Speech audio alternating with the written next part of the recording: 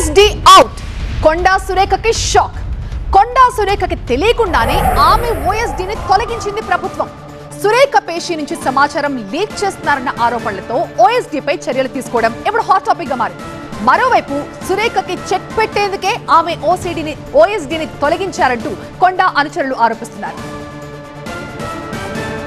మంత్రి కొండా సురేఖ పేషి నుంచి సమాచారం లీక్ అవుతుందంటూ పలువురు మంత్రులు, ఎమ్మెల్యేలు సీఎం రేవంత్ కు ఫిర్యాదు చేశారు. ఈ లీకుల వల్లే ఇద్దరు మంత్రుల మధ్య విభేదాలు వచ్చాయని ఆరోపించారు. వీటన్నింటికీ కారణం కొండా సురేఖ ఓఎస్డి సుమంత్ అంటూ ఆయనపై చర్యలు తీసుకుంది ప్రభుత్వం. కాలుష్య నియంత్రణ మండలిలో కాంట్రాక్ట్ ఉద్యోగిగా ఉన్న సుమంత్ డిప్యూటేషన్ పై అటవీ శాఖ మంత్రిగా ఉన్న కొండా సురేఖ పేషిలో ఓఎస్డీగా పనిచేస్తున్నారు. ప్రభుత్వ వ్యతిరేక కార్యకలాపాలకు పాల్పడుతున్నారని ఆయనపై కాలుష్య నియంత్రణ మండలి వేటు వేసింది.